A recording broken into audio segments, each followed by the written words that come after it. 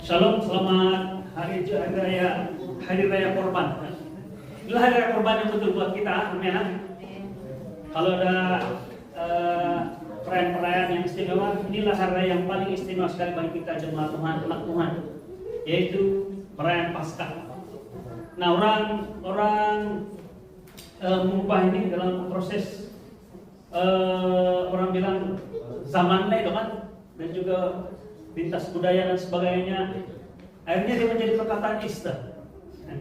Tapi yang kita sedih, Easter itu dia kaitkan dengan arnab dan kadang-kadang telur. Jadi sinonim ataupun konotasi bagi Easter adalah arnab ataupun telur. Tidak kaitan dengan apa yang kita rayakan, yaitu Paskah. Jadi saya mau jemaat Tuhan, walaupun mungkin Easter juga memberi makna yang baik bagi kita secara pribadi, ataupun mungkin karena sudah lama kita guna ini. Saya lebih suka jemaat Tuhan kita guna perayaan kita ini, kita sebut sebagai Paskah. Boleh bersama dengan saya? Paskah. Tapi tidak apa, Easter itu tidak masalah juga, karena kita mempunyai pikiran yang tepat sebagai kebenaran Tuhan. Easter itu merujuk kepada korban Yesus, amin. Ya, sekali lagi, inilah hari raya korban bagi orang Kristen, amin. Jadi kita merayakan pada hari ini Jumat, Yesus ditangkap, kan? Dari semalam dia sudah ditangkap sebenarnya di taman Getsemani, dia ditangkap. Kemudian sepanjang hari sebelum dia jadi hari ini, dan akhirnya jatuhkan hukuman pada jam 12 lebih kurang hari ini, dan kemudian dia mati lebih kurang jam 3, saudaraku, dan dia tergantung sampai jam 6, dan sebelum jam 6 dia dikuburkan. Itu semua terjadi pada hari ini, yaitu perayaan Paskah kita, amen. Dan Yesus berada di perut bumi, di tengah orang-orang mati, sehingga dia bangkit pada hari yang adalah hari yang ke-7, di hari yang pertama sebenarnya. Kebangkitan Yesus pada hari Ahad adalah hari yang pertama. Jadi Yesus bangkit pada hari pertama. Jadi sepanjang hari Sabat dia berada di kubur. Oke. Jadi pada hari ini saya mau bawa kita untuk melihat satu message daripada Tuhan, saya percaya, yaitu kita melihat bersama-sama bagaimana keadilan Tuhan itu dinyatakan melalui salib Yesus, karya salib. Tetapi pada masa yang sama, keadilan ataupun karya salib itu bukan hanya menunjukkan keadilan, tapi juga menunjukkan kasih Tuhan. Saya mau dan kita semua lihat ini secara serius. Maksud keadilan atau justice, keadilan ini harus melebihi segala sesuatu, betul tidak? Oke. Sebelum itu kita untuk dulu saya punya paparan.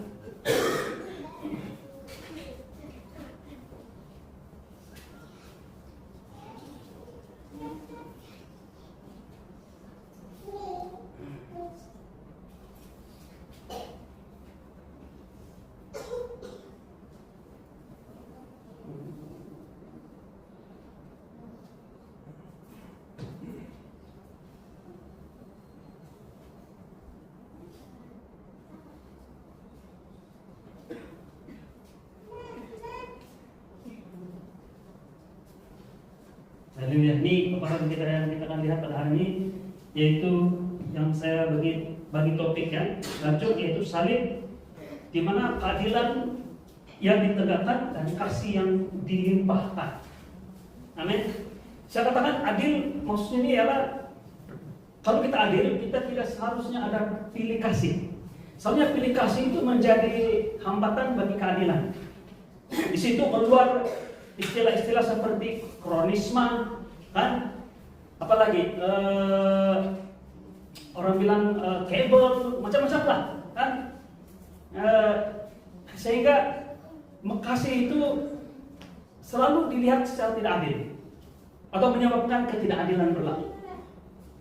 Contohnya perkataan pilih kasih dan sebagainya. Tapi kita lihat bahwa salib Yesus, keadilan itu ditegakkan, tapi pada saat yang sama kasih diberikan atau dilimpahkan, bukannya diberikan dan ditunjukkan.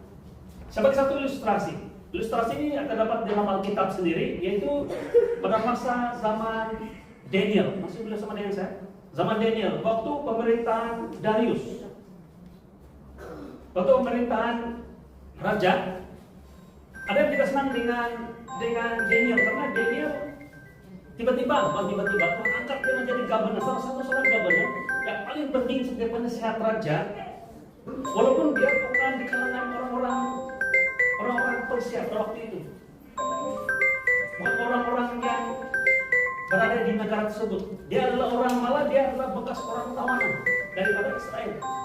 Tapi dia diangkat sedemikian rupa sehingga dia berada di tempat yang paling istimewa dalam kedudukan dalam pemerintahan Raja Darius. Jadi ada orang yang tidak senang. Jadi mereka mau kenakan Daniel. Jadi mereka pucuk raja dan katakan begini, macam mana kalau kita buat undang-undang?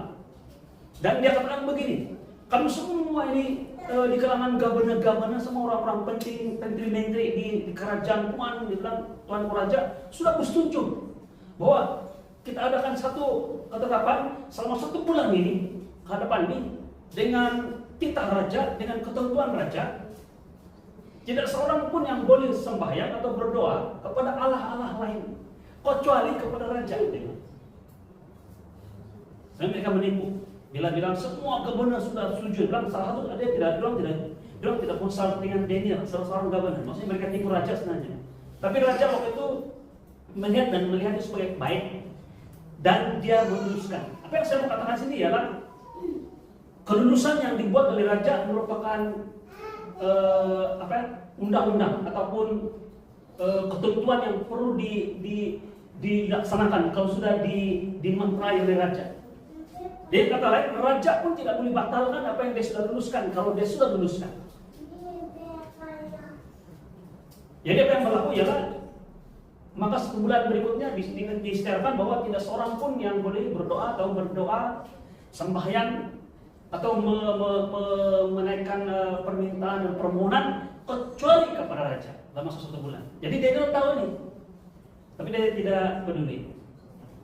Dan dia tahu ini merupakan niat jahat. Dia punya rekan-rekan sekerja dia yang tidak sukakan dia karena dia bangsa Israel. Dan mereka tahu rutin Daniel setiap hari dia berdoa dan dia punya doa kiblatnya ke arah Yerusalem. Dan Daniel tahu itu, tapi dia masih juga sembahyang. Dan mereka pergi intip dia, tangkap dia, dan kedapatan dia sedang berdoa dan berdoa ke arah Yerusalem. Jadi mereka lapor kepada raja. Memang mereka punya ide itu pun memang mau katakan Daniel supaya Daniel bukan hanya dibuang daripada pemerintahan, tapi juga kalau boleh dibunuh. Malah sebenarnya ketentuan yang ditetapkan oleh raja dengan cadangan gubernur-gubernur yang tidak suka dengan Daniel yang mengatakan siapa yang melanggar pasti dihukum mati. Jadi akhirnya Daniel tertangkap dan diberitahu kepada raja. Raja sedih kan dia tahu dia senang dengan Daniel. Daniel buat kerja. Dia tidak diam-diam main game saja. Oke. Itu joke lah. Jangan ketawa. Dia buat kerja. Jadi raja sayang dengan Daniel. Dia adalah yang paling pintar dan dia tahu menurut sebelum itu Nebukadnezar pun raja sebelum itu pun Daniel memang sesuatu yang sangat luar biasa, manfaatnya yang luar biasa. Tetapi dia tidak boleh buat apa-apa karena dia harus adil. Dia sudah luluskan itu undang-undang ketetapan itu dan dia harus laksanakan. Dia sayang dengan Daniel, tapi dia tidak boleh buat apa-apa. Kalau dia katakan, oh karena si Daniel ini kawan saya, dia bilang saya suka dengan dia punya raja bagus. Oke, tidak perlu saya tutup mata dengan apa yang sudah saya putuskan sebagai ketetapan. Nanti gubernur ataupun kerajaan Persia akan mengalami isu tidak adil. Dia kata lain, raja tidak adil, raja tidak layak jadi seorang pemimpin. Kecuali kalau zaman sekarang ini sudah sedikit lah. Yang lebih pandai menipu, lagi lebih lagi orang bilang, jadi saya cakap secara umum, tidak cakap kerjaan mana-mana. Dia lebih sustain lagi gitu. Asal ada kuasa duit dan sebagainya. Tapi waktu itu mereka sangat mementingkan dan melihat bahwa ketetapan dan undang-undang itu adalah seperti perkataan Tuhan. Jadi coba letak diri kamu sebagai Raja Darius. Apa yang harus kamu buat? Kamu harus adil. Jadi mau tidak mau apa yang dia buat, jangan dia katakan, Daniel saya sayang kau, tapi kau boleh buat, kau telah melanggar titah. Dan saya tahu apa yang saya buat ini pun saya tidak pikir panjang. Tapi apapun yang saya sudah luluskan, saya tidak boleh jilat balik, saya tidak boleh halang, saya tidak boleh batalkan. Jadi kamu kena juga masuk dalam hukuman ini. Apa yang dibuat? Daniel dibuang ke dungeon atau satu tempat kandang harimau, singa, dibuang ke situ. Dan kita tahu cerita dia, kita pendekkan cerita, dia diselamatkan kan oleh Tuhan kan, dia tidak diapa-apakan. Tapi adakah keadilan ditegakkan? Iya, adil, karena titah itu harus dipatuhi. Tapi akhirnya apabila raja nampak bahwa dia tidak diapa-apakan, dia tahu bahwa keadilan itu ada dari Tuhan sendiri. Dia tahu bahwa dia tidak salah. Karena akhirnya apa yang dia buat, semua yang gabah-gabah yang bersekongkol mau jatuhkan Daniel itu dengan anak-anak, dengan keluarganya sekali semua masuk dalam gua singa. Belum pun sempat kaki mereka menyentuh dasar, mereka sudah dikoyak ataupun ditangkap, diterkam dan dibunuh oleh singa. Saudaraku, ini yang saya mau katakan di sini. Allah kita adil, dia lebih adil daripada Darius. Dan kamu tahu di manakah keadilan Tuhan itu ditegakkan? Jikalau Darius menggunakan titahnya, Tuhan menggunakan firman Tuhan. Dan firman Tuhan yang betul-betul menjadi penegak ataupun menjadi orang bilang sandaran ataupun menjadi standar bagi kebaikan di hadapan Tuhan adalah hukum Taurat. 10 hukum. Nah sebelum hukum Taurat diberikan pun sudah ada, yaitu tentang pengetahuan yang baik dan yang jahat. Itulah yang Tuhan guna untuk menentukan sepada kita benar atau tidak benar. Dan kalau kita tidak benar dan ternyata kita tidak benar, firman Tuhan mengatakan demikian, tidak seorang pun yang benar, maka kita harus dihukum. Jadi kita harus dihukum. Dan pelanggaran dosa hanya satu saja jawabannya, yaitu hukuman mati atau maut. Saudara, ini yang kita belajar pada hari ini. Di mana kita tahu dan kita sadar bahwa Tuhan adil, sangat adil, tetapi Dia juga sangat mengasihi kita. Dan di atas salib, keadilan Tuhan dinyatakan, tapi kasih Tuhan juga dilimpahkan. Sebelum saya mulai, satu lagi ilustrasi, boleh saya berbuka dengan ilustrasi.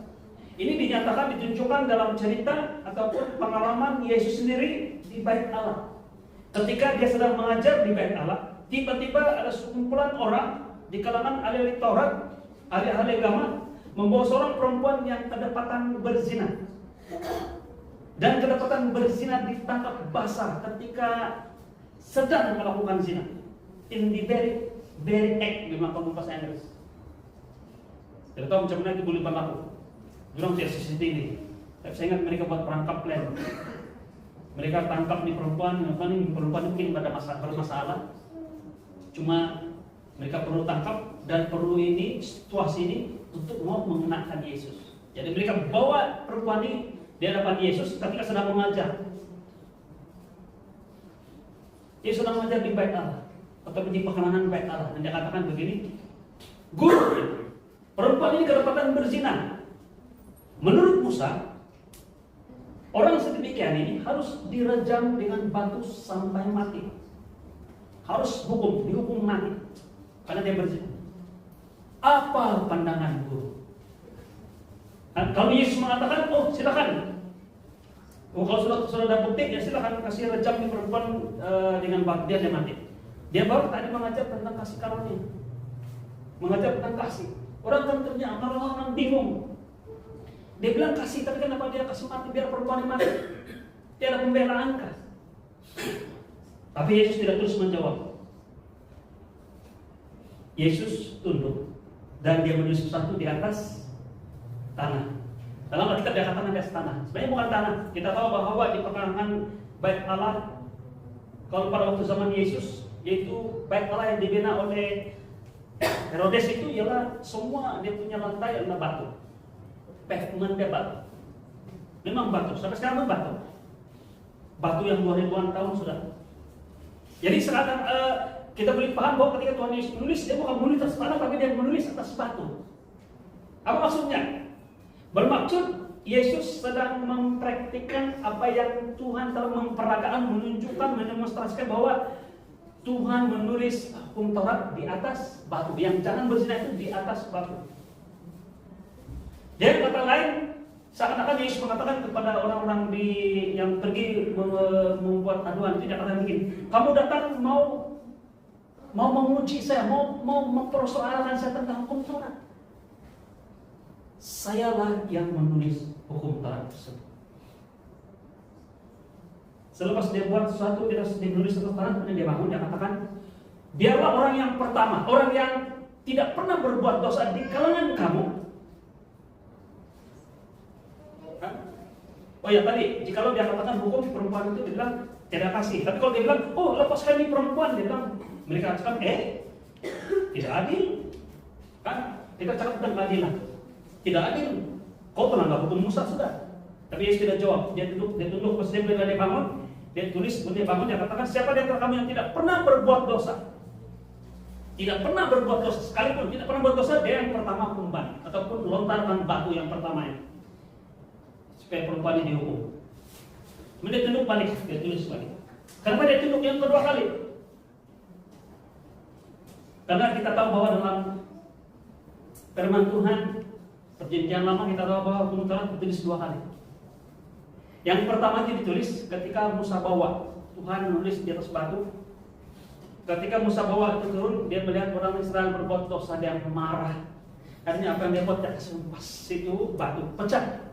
Tuhan bilang, Musa naik balik, satu lagi dengan. Pas dia kasih percaya yang pertama, dua kali. Kemudian terus Yesus menulis lagi kedua kali. Setelah dia bangun, dia lihat dia hanya dengan dia dan perempuan itu sahaja. Dan Yesus bertanya kepada perempuan itu, dia katakan begini, wanita, di manakah orang-orang yang mau menghukum kamu? Tidak ada Tuhan. Mereka sudah mau lari. Tidak seorang pun. Saya beritahu kamu, pada waktu itu, ketika mereka membawa perempuan itu di hadapan Yesus, ada di Taurat ini mau menghukum, dan mereka mau menghukum perempuan ini. Tapi sebenarnya pada masa yang sama bukan menghukum perempuan saja, tapi mereka mau mengenakan Yesus. Mereka mau menghukum perempuan, tapi perempuan itu tidak seorang pun mereka yang layak dan dapat menghukum perempuan ini, karena mereka semua orang berdosa. Di dalam laman itu hanya seorang yang layak menghukum perempuan ini, itu Yesus, karena dia tidak pernah berbuat dosa. Tapi apa yang Yesus katakan? Dia katakan, wanita, aku pun tidak menghukum kamu. Pergilah dan jangan berbuat dosa lagi. Seakan-akan Yesus mengatakan begini, aku tidak menghukum kamu, karena sebentar lagi, hukuman yang sepatutnya kamu terima, saya akan terima itu bagi pihak kamu. Jadi Yesus mengatakan, pergilah dan jangan berbuat dosa lagi. Dan kebanyakan kita, kadang-kadang gereja juga mengatakan begini pada jemaat, pergi dan jangan berbuat dosa lagi, dan kami tidak menghukum kamu. Tapi Yesus mengatakan begini, aku pun tidak menghukum kamu. Pertama-tama dia beri kepada perempuan itu pengampunan. Kemudian dia beri dia kuasa untuk pergi dan tidak berbuat dosa lagi. Saudaraku, apa yang dinyatakan dalam ilustrasi cerita ini, peristiwa ini menggambarkan bagaimana kasih dan keadilan itu bertemu dan saling memuaskan ataupun saling melengkapi. Keadilan ditegakkan, tapi pada masa yang sama kasih Tuhan ditunjukkan. Saudaraku, pada hari ini mari kita nikmati, mari kita hayati melalui penyampaian firman Tuhan pada hari ini. Apa yang kita miliki ini luar biasa. Kita tidak lagi menerima penghukuman. Kita telah dihukum, tapi kita tidak menerima penghukuman itu. Yesus yang menerima penghukuman bagi Anda dan saya. Dan apa yang ditunjukkan ketika Yesus menggantikan tempat kita adalah gambaran kasih Allah yang luar biasa untuk Anda dan saya. Amin.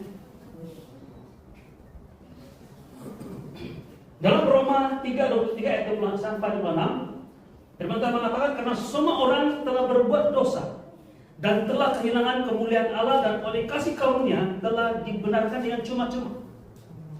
Karena penebusan dalam Kristus Yesus. Kristus Yesus telah ditentukan Allah menjadi jalan perdamaian karena iman dalam darahnya. Amin. Firman Tuhan mengatakan semua orang. Alkitab menjelaskan ini. Walaupun ada di antara kita, mungkin ada orang yang manusia dalam dunia ini mengatakan, aku tidak pernah berbuat dosa, saya tidak pernah berbuat salah. Mungkin sedikit-sedikit adalah, tapi saya tidak pernah berbuat dosa. Firman Tuhan mengatakan semua orang telah berbuat dosa. Di hadapan Tuhan kita semua orang adalah orang berdosa. Karena perbuatan dosa, bukan cop kita ataupun jenama dosa yang kita miliki ini bukan karena apa yang kita buat. Tapi ini jawaban yang luar biasa ya. Satu imbal balik yang luar biasa, yang merupakan satu kebenaran yang luar biasa yang kita terima. Kita menjadi orang berdosa bukan karena kita berbuat dosa. Beli bersama dengan saya. Kita menjadi orang berdosa karena Adam berbuat dosa. Ketika Adam jatuh dalam dosa, kita semua di dalam dosa. Dan oleh karena kita jatuh dalam dosa, kita berbuat dosa. Saya mendahului apa yang saya mau katakan, tapi saya mau katakan juga. Demikian juga Anda dan saya boleh jadi orang benar. Boleh jadi orang benar walaupun tidak melakukan yang benar.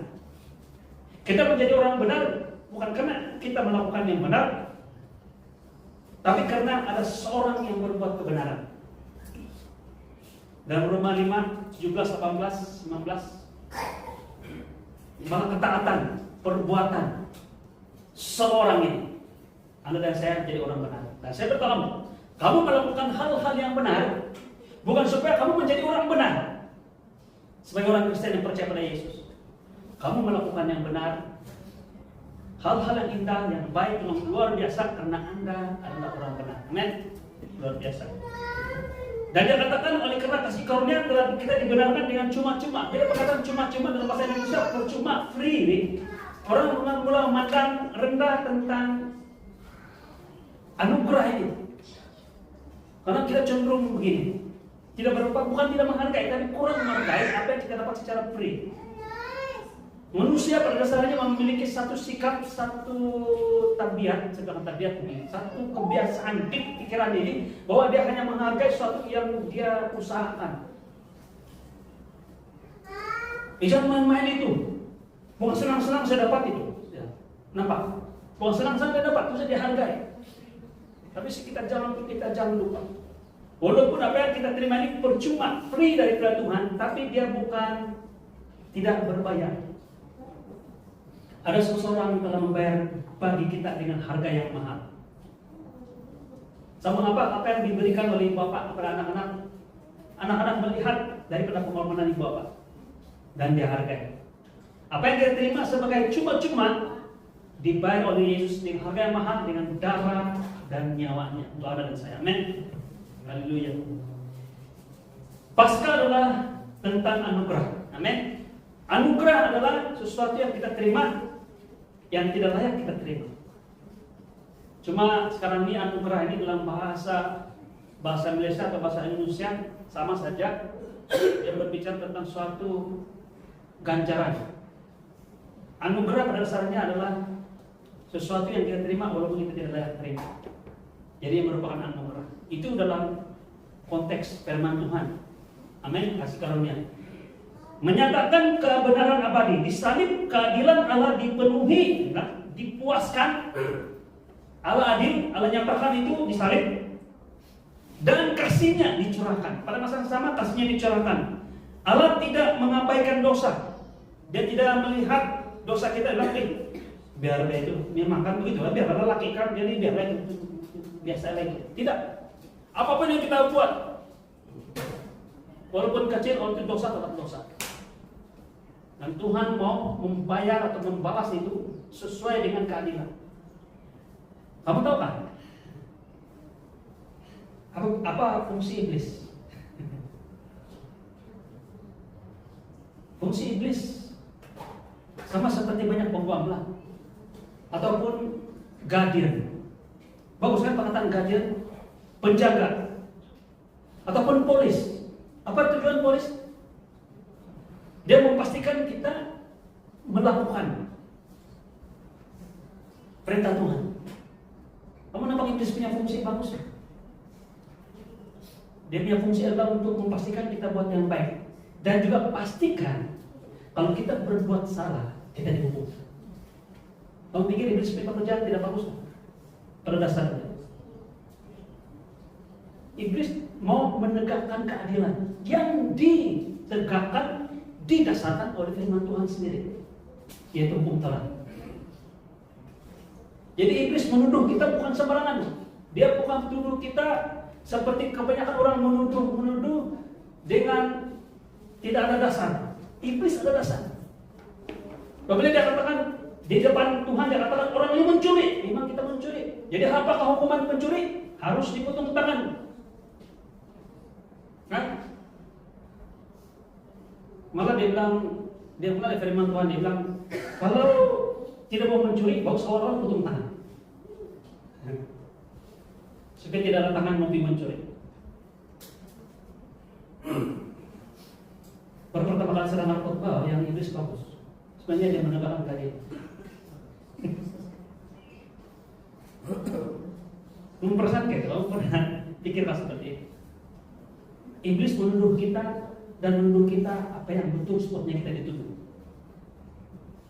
Tapi Tuhan adil dan dia harus menghukum. Dia akan mengiyakan kepada iblis apa yang sepatutnya kita diterima, itu kematian. Tapi Tuhan memberikan solusi karena kasih-Nya.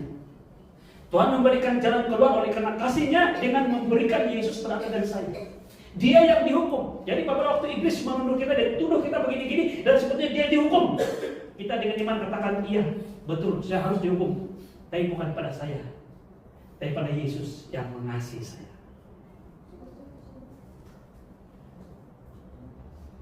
Kadang-kadang kita pikir bahwa iblis dulu sembarangan, tidak, dia dulu yang betul itu.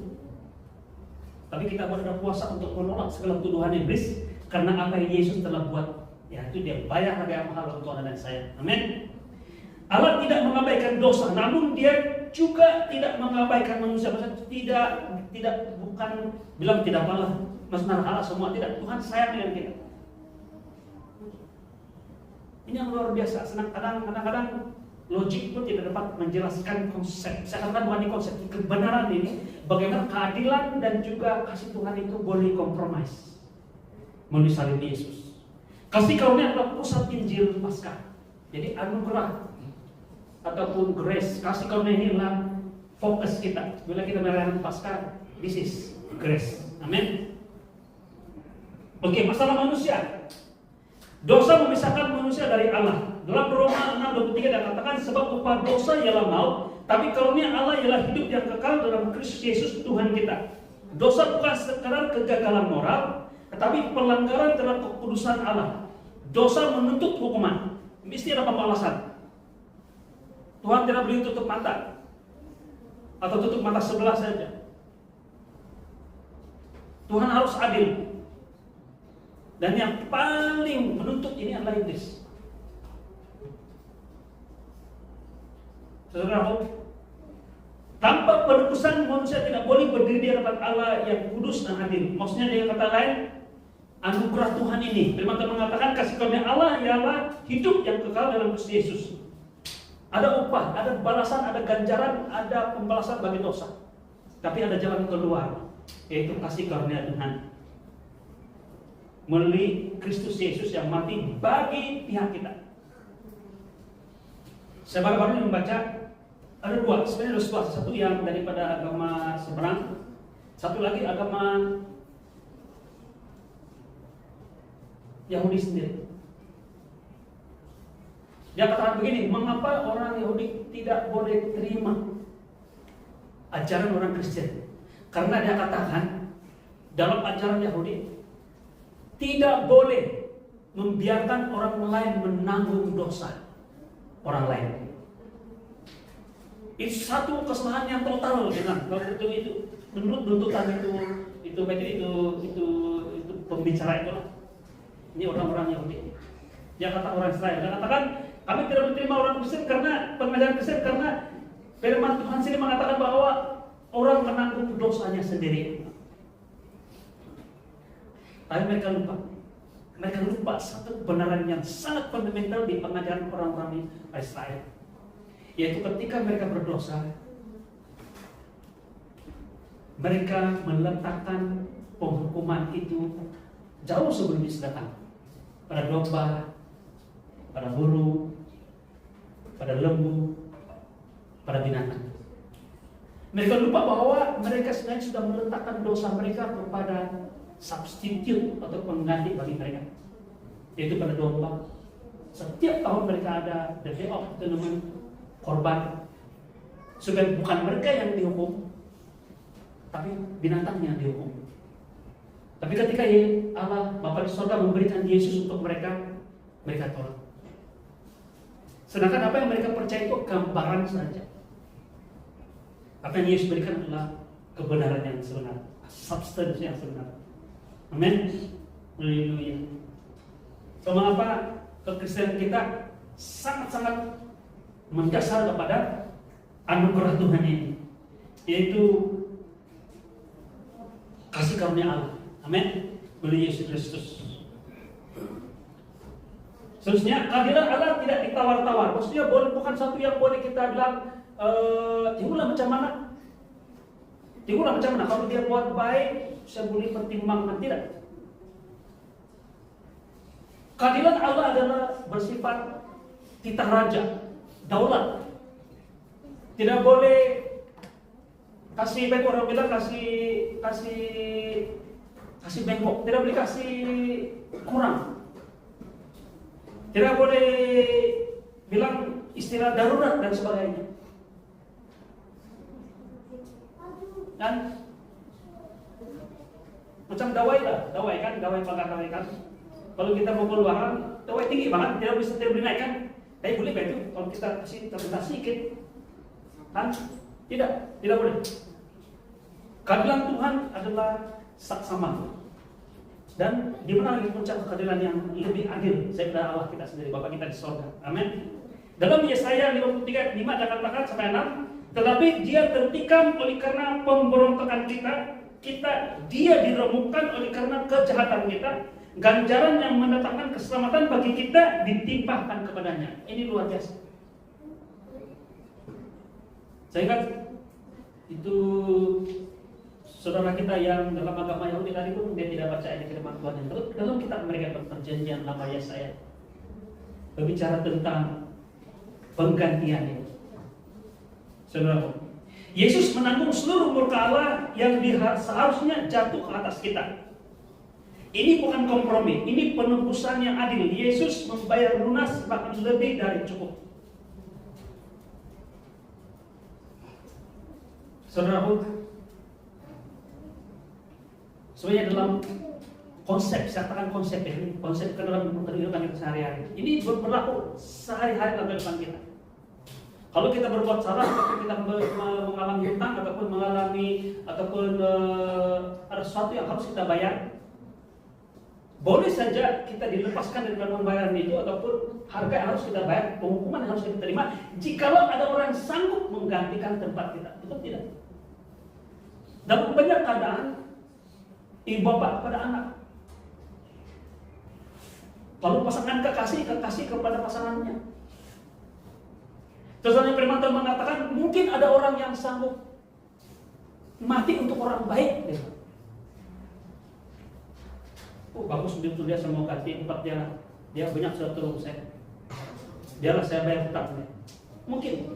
Tetapi logik kan? Mungkin tidak ada. Jarang-jarang ada orang yang mau melakukan sesuatu itu kepada orang jahat.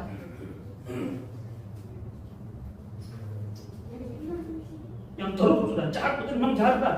Tiba-tiba kau bilang, saya perlu hati, saya mau bayar ini orang yang jahat punya.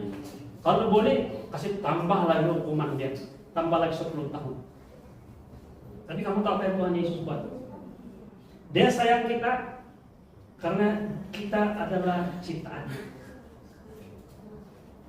Dan Tuhan tunjukkan kasih ini dengan menggantikan tempat Anda dan saya. Dia sanggup menerima segala penghukuman yang sepatutnya kita terima bagi pihak kita. Amin. Yesus menanggung seluruh murka Allah yang seharusnya jatuh ke atas kita. Ini bukan kompromi, ini penebusan yang adil. Yesus membayar lunas ataupun tuntas ataupun bayar penuh. Ada satu pengkhotbah dia katakan bukan bayar lunas, bayar penuh, bayar habis, tapi bayar lebih daripada. Sebagai contoh, kesalahan kita yang kita buat layak hukuman mati. Mungkin sesama kita, tapi yang mati bagi pihak kita bukan kita atau sesama kita, tapi Allah yang mengasihi kita. Sehingga apa yang Yesus bayar ini bukan hanya sekadar menutup dosa kita, tapi lebih lagi sehingga kita hidup dengan penuh berkelimpahan. Macam kau hutang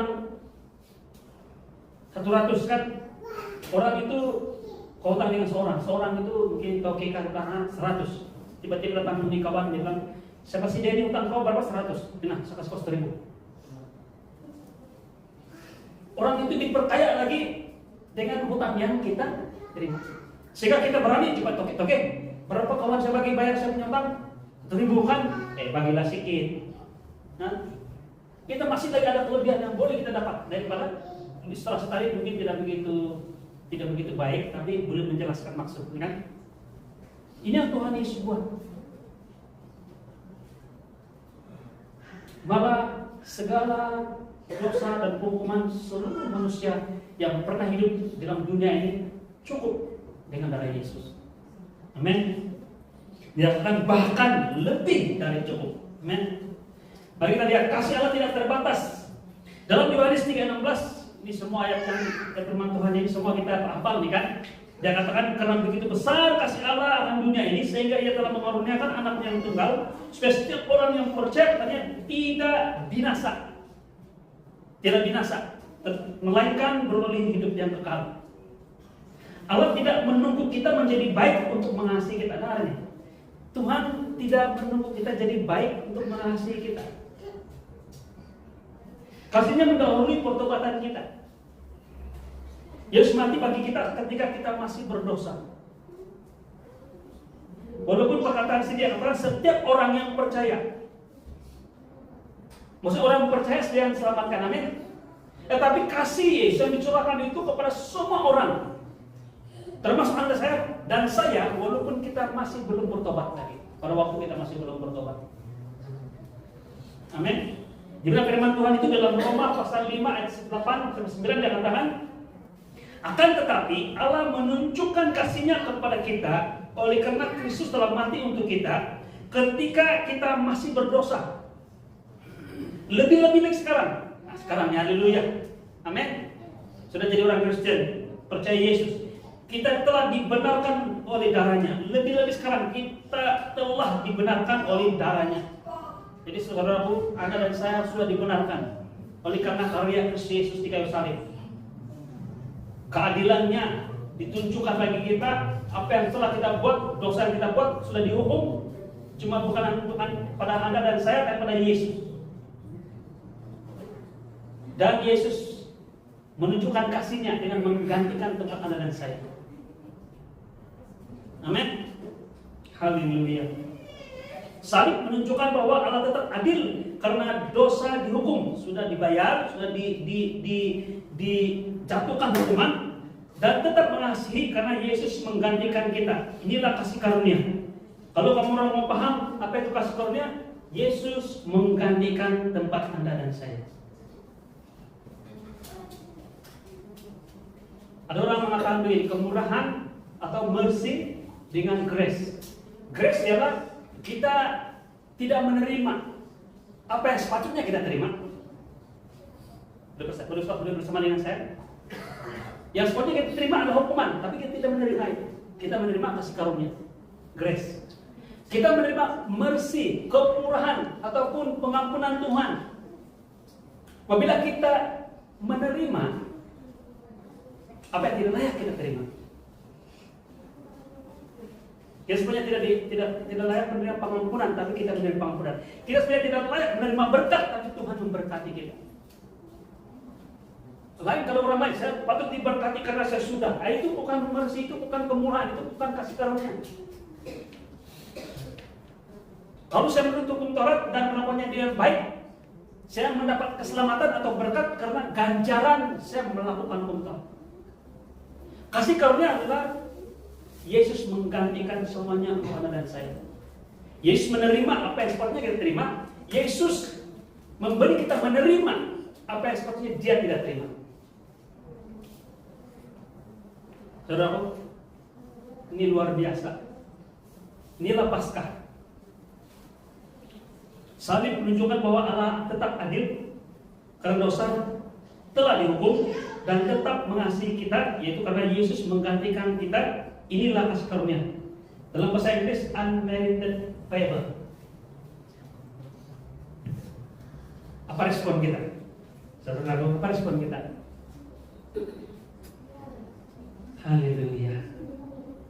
Kalau saya akan pertama-tama saya tarik nafas. Haleluya, puji Tuhan. Ini pula yang saya terima melalui Paskah. Apa yang Yesus lakukan untuk saya.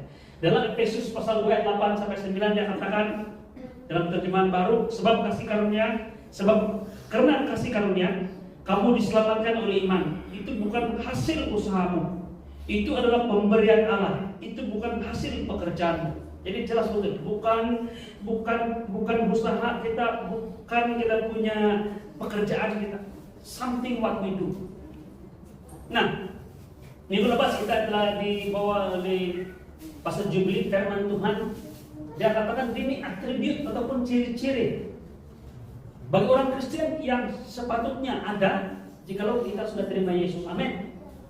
Betul. Tapi saya mau jemaat Tuhan lihat, bukan itu ukuran untuk Anda menunjukkan bahwa jikalau kamu tidak ada itu, kamu tidak ada dalam kasih karunia. Beri bersama dengan saya. Itu sepatutnya ada. Dan saya paham karena Yakobus mengajar demikian juga dalam hubungan kita dengan sesama. Kita harus menjadi saksi, kita harus menjadi berkat, kita menjadi sumber penyelesaian masalah, bukan sumber masalah. Betul tidak? Sebagai pemimpin atau di kalangan kita sebagai jemaat Tuhan, malah sebagai ibu bapak pada anak-anak yang sudah mengenal kasih karunia, kita ada tuntutan seperti mengatakan begini, sepatutnya.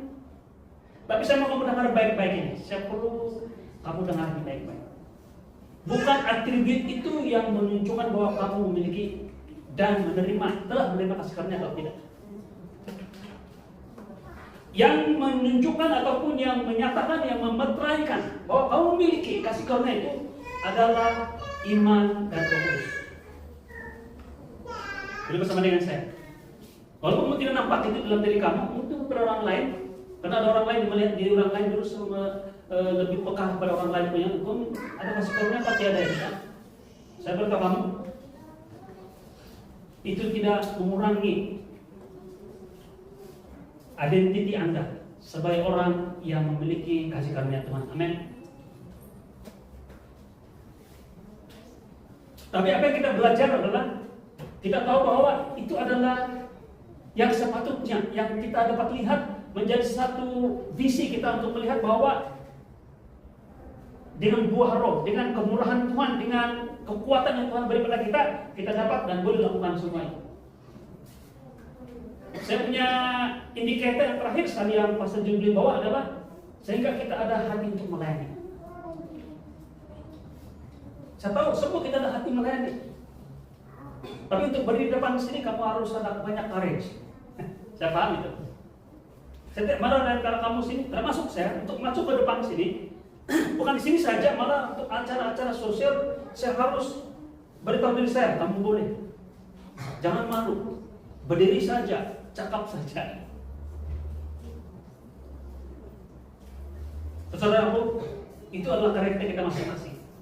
Nah, tapi jikalau kamu lihat pelayanan ataupun peranan yang Tuhan beri pada Anda dan saya bukan hanya di depan mimbar ini saja, tapi di mana-mana. Mana hal pelayanan yang paling efektif adalah one by one. Bersama dengan saya. Bukan yang one by berapa orang kamu sini depan ini? 30 orang, 40 orang, tapi one by one. Dan kita beli one by one dengan orang, dengan berdepan muka, atau menggunakan sosial media, ataupun media pengantar.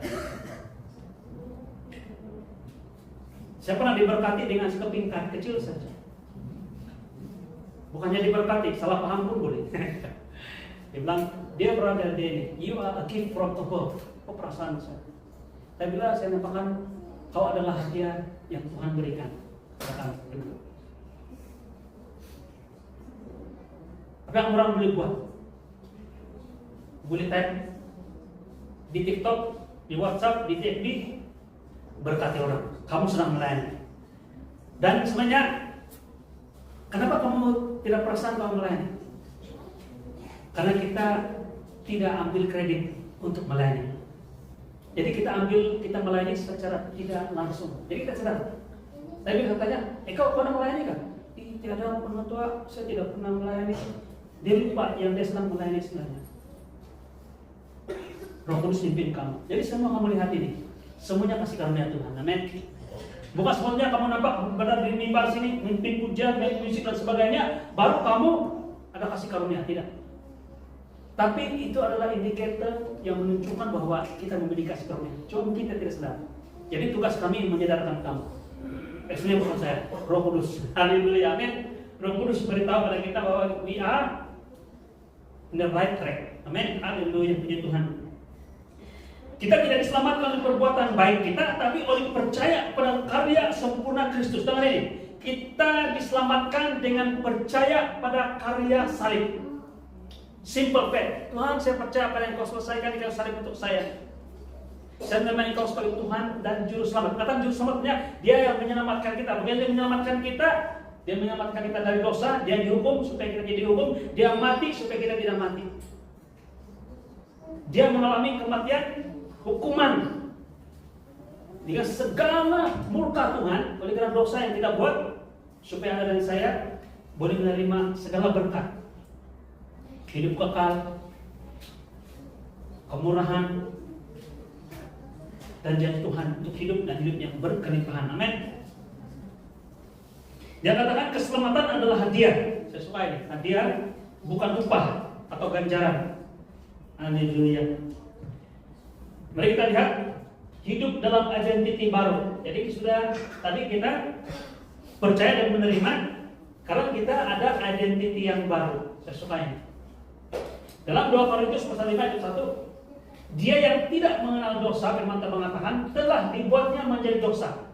Karena kita supaya dalam dia kita dibenarkan oleh Allah. Saya balik, saya suka ayat ini. Dalam 2 Korintus 5:21, saya mau semua jemaat kalau dia apa ini? Firman Tuhan mengatakan, dia yang tidak mengenal dosa. Paulus yang tulis ini, dia menggunakan istilah lebih pernah bilang bentuk falsafah sedikit. Dia katakan tidak mengenal dosa. Jadi kalau tidak mengenal dosa, dia tidak pernah berbuat dosa. Yudas, orang yang suka duit ini, logik kan, debit kredit, dia suka ini. Dia bilang, aku telah menyerahkan nyawa orang tidak berdosa. Pontius Pilatus, seorang berpikiran secara politik, dan selalu berpikiran secara seperti seorang judge atau hakim, yang katakan, saya tidak menemukan kesalahan di dalam orang ini. Apa-apa kesalahan. Paulus mengatakan dia tidak pernah mengenal dosa. Yesus tidak pernah berdosa, tidak mengenal dosa. Di dalam dia tidak ada dosa. Orang betray dia, aniaya dia, walaupun dia tidak berdosa, tidak melakukan apa-apa kesalahan. Tapi mengatakan telah dibuatnya di Bapa di sorga menjadi dosa. Saya suka perkataannya, dia tidak katakan menjadi berbuat dosa. Dia tidak akan memiliki dosa. Tapi dia bilang dia menjadi dosa. Dia sendiri menjadi dosa.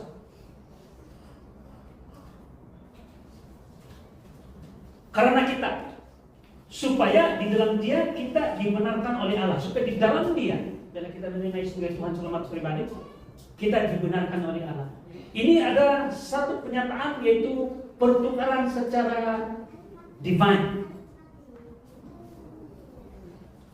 Divine exchange berlaku, pertukaran. Terus saya katakan tadi, awal-awal, kita menjadi dosa. Dalam Roma 5 dia katakan kita berdosa bukan karena kita menjadi orang berdosa bukan karena kita melakukan dosa. Kita menjadi orang berdosa karena seorang telah berdosa, yaitu Adam telah berbuat dosa. Satu orang telah berdosa, semua kita telah menjadi dosa. Demikian pula firman Tuhan dalam Roma 5 ayat 17, 18, 19 dikatakan satu orang oleh perbuatan satu orang Anda menjadi orang benar. Macam itu berlaku apabila Yesus menjadi dosa.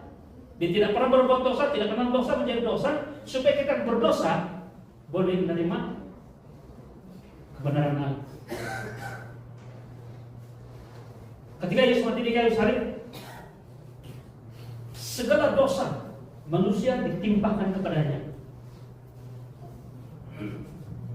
Sementara segala kebenaran Yesus diberikan pada Anda dan saya. Pertukaran itu. Mari saya simpulkan. Ketika Yesus disalibkan, keadilan Tuhan dinyatakan. Dosa harus dihukum. Semua dosa kita harus dihukum. Amin. Dan kamu tahu bahwa upah dosa adalah maut. Dia tidak katakan dosa yang kecil, dosa yang besar. Tidak. Dosa di depan Tuhan adalah pelanggaran. Tuhan harus adil, dia harus hukum. Amin. Dan dosa itu dihukum pada Yesus Kristus. Apabila dosa kita diambil oleh Yesus, dijadikan dosa oleh Bapa. Sementara kita menerima pengampunan dan juga penebusan dan juga penyucian daripada kematian Kristus. Dan itu ditunjukkan oleh karena kasih Allah. Mulai Yesus Kristus menggantikan tempat Anda dan saya. Mengapa jika orang bertanya, kenapa orang Kristen ini harus percaya Tuhan mereka atau juru selamat mereka harus mati? Kenapa harus mati? Bukan hanya bilang agama di luar sana. Agama Yahudi pun bingung, tidak menerima konsep kebenaran. Tapi ini cara Tuhan. Yesus ditentukan satu-satunya cara untuk manusia boleh mengalami dan menerima pengampunannya. Amin. Yesus mengambil tempat kita agar kita sekarang dapat berdiri benar di hadapan Allah. Kita bukan lagi hamba dosa, tapi kebenaran Allah dalam Kristus. Mari kita tutup. Kebangkitan Yesus adalah bukti kemenangan. Amin. Nah, nanti penonton menulis akan khotbah pada hari Minggu. Saya percaya tentang Paskah. Kita berikan segala hikmat dari Tuhan untuk penonton menulis menyampaikan. Tapi saya mau sampaikan ini. Pada hari Minggu, semuanya hari pertama. Dia jadi hari Minggu, Sunday. Hari Sabat adalah hari yang hari yang terakhir. Hari yang pertama berikutnya Yesus bangkit. Hari Sabtu sebenarnya itu. Tapi diubah akhirnya Monday itu jadi hari Sabtu. Tapi tidak apa. Pada waktu Yesus bangkit, apa yang Tuhan katakan sini? Kematian dikalahkan, utang dosa dilunaskan. Kita hidup sebagai umat yang sudah dibenarkan, dikasih dan disatukan dengan Kristus. Dalam Roma 4 ayat 25 dikatakan, yaitu Yesus yang telah diserahkan karena pelanggaran kita. Maksudnya sudah dia mati untuk mengampuni dosa-dosa kita, dan dia membangkitkan, pokoknya sudah membangkitkan dia karena apa? Pembenaran kita. Amen. Dia punya penjelasan senang saja. Kalau ada seorang banduan telah keluar dari penjara, bukan lari dari penjara, dikeluarkan dari penjara, kita harus adil dengan orang itu, betul tidak?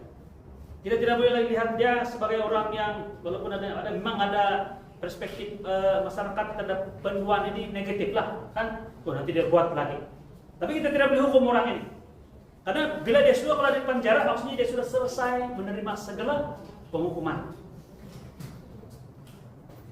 Macam mana kita tahu dia sudah dihukum, selesai dihukum apabila dia keluar dari penjara. Begitu juga Yesus. Bila dia dibangkitkan, maksudnya dengan kata lain, Bapa di surga telah menerima segala pengorbanan yang telah dia berikan, pengampunan yang korban yang dia berikan, sehingga kita boleh tahu bahwa kita sudah dibenarkan apabila Yesus sudah bangkit dari kematian. Kebangkitan Yesus adalah pembenaran kita. Amin. Haleluya. Saudaraku, saya tutup dengan ini. Tuhan sangat sayang dengan Anda dan saya. Tuhan mau kita melihat Paskah bukan satu lagi upacara agama ataupun sambutan kita yang rutin tradisi setiap tahun. Tapi kita melihat kebenaran firman Tuhan. Saya bersyukur karena sepanjang bulan 4 dan bulan 5 ini kita berbicara tentang salib Yesus. Amin. Dalam bulan 5 nanti kita akan belajar bagaimana kita hidup dalam kebenaran Tuhan. Amin. Dalam 4 minggu yang berikut nanti ini. Dalam masa Paskah ini kita melihat kebenaran melalui salib Kristus. Dan bukannya kebenaran melalui salib Kristus, tapi kita lihat keadilan Tuhan dan kasih Tuhan yang dinyatakan satu kali dalam karya salib Yesus. Amin. Mari kita tunduk kepala semua, kita berdoa.